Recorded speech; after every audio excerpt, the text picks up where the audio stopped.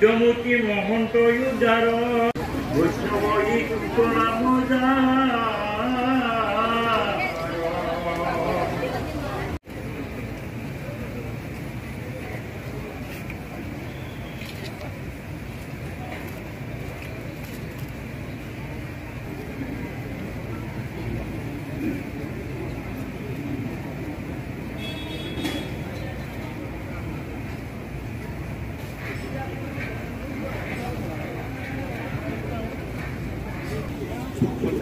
ইয়াৰ পিছত আমি শ্ৰদ্ধাঞ্জলি দিবলৈ অনুৰোধ জনাইছোঁ।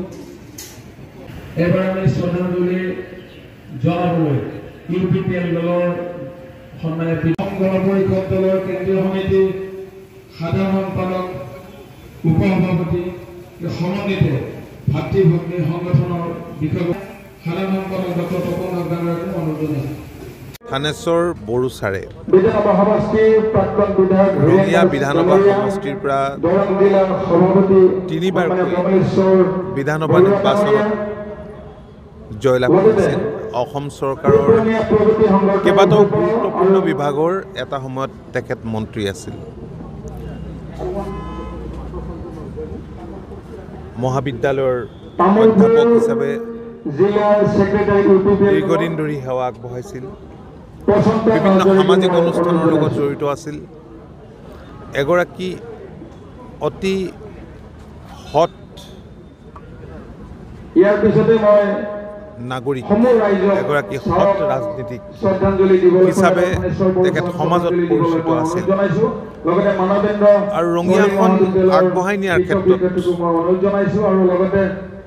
সকলো দিশৰ পৰা তেখেতে সৰ্বান্তকৰণেৰে চেষ্টা কৰিছিল। মন্ত্ৰী হৈ থাকোঁতেও, বিধায়ক হৈ থাকোঁতেও বা নাথাকোঁতেও ৰঙিয়াৰ উন্নয়নৰ কথা তেখেতে সদায় মনত ৰাখি কাম কৰিছিল আৰু সামগ্ৰিকভাৱে ৰাজ্যখনৰ বিভিন্ন জাতি জনগোষ্ঠীৰ মাজত সুসমন্বয় ৰক্ষা কৰাৰ ওপৰত তেখেতে গুৰুত্ব আৰোপ কৰিছিল আৰু প্ৰতিটো জাতি জনগোষ্ঠীৰ ইতিহাস সম্পৰ্কে তেখেতৰ সম্যক জ্ঞান আছিল। আমি তেখেতক হেৰুৱাল। 85 বছৰ বয়সত তেখেতে ইহলীলা সম্বৰণ কৰিলে। তেখেতৰ মৃত্যু কেৱল ৰঙিয়াৰ বাবে নহয়, সমাজ জীৱনৰ, ৰাজ্যখনৰ এক অপূৰণীয় ক্ষতি। তেখেতৰ বিদেশ আত্মাৰ সদ্গতিৰ বাবে আমি ভগৱানৰ ওচৰত প্ৰাৰ্থনা জনাইছোঁ। আজি ৰাজহুৱাভাৱে তেখেতৰ শ্ৰদ্ধাঞ্জলি দলৰ তৰফৰ পৰা, দলৰ আমাৰ ৰঙিয়া বিধানসভা সমষ্টিৰ কৰ্মকৰ্তাসকলৰ উদ্যোগত, জিলাৰ উদ্যোগত আৰু কেন্দ্ৰীয় সমিতিও সহযোগ কৰিছে। ইয়াত স্মৃতি চাৰণ এখন সভা আৰু শ্ৰদ্ধাঞ্জলি অনুষ্ঠান আয়োজন কৰা হৈছে।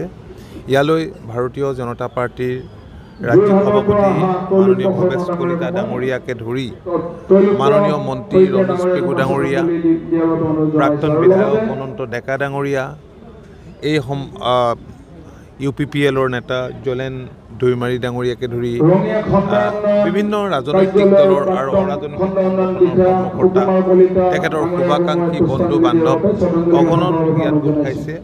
আমি পুৱাই আহিলোঁ কাৰ্যকৰী সভাপতি কেশৱ মহন্ত ডাঙৰীয়াৰ সৈতে, বাকী সতীৰ্থ সকলো আহিছে। এটা সুকীয়া পৰিৱেশ।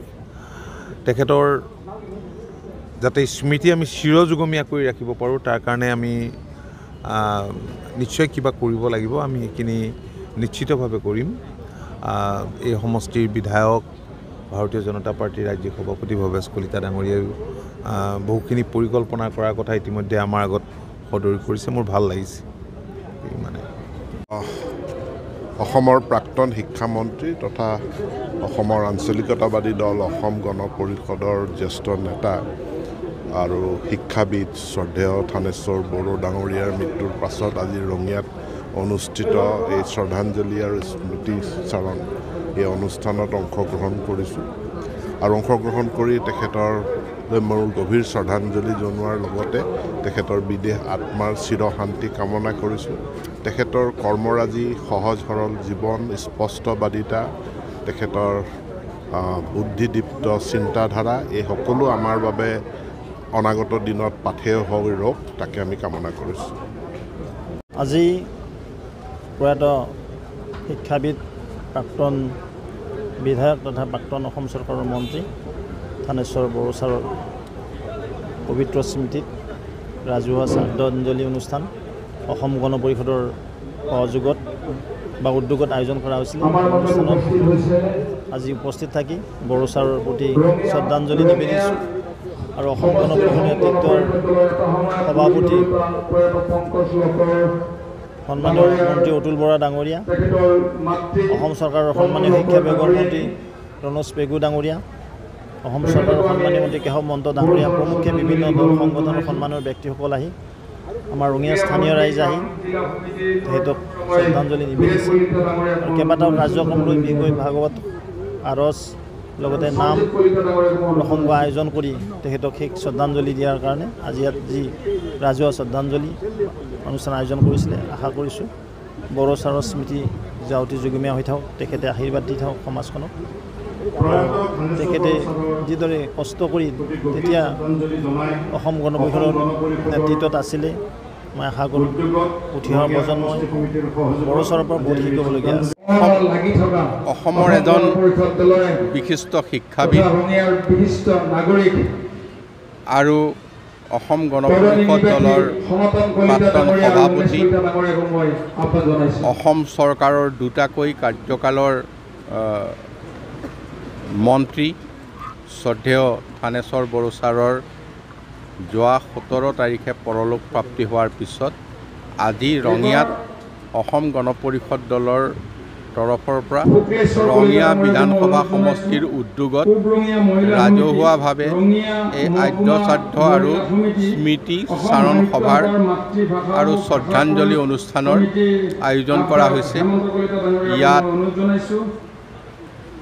ভাৰতীয় জনতা পাৰ্টিৰ ৰাজ্যিক সভাপতি ভৱেশ কলিতা, বিধায়ককে ধৰি আমাৰ ৰণোজ পেগু ডাঙৰীয়া, সতীৰ্থ মন্ত্ৰীকে ধৰি UPPL দলৰ বিধায়ক বসুমতাৰীকে ধৰি কেইবাজনো আমাৰ প্ৰতিটো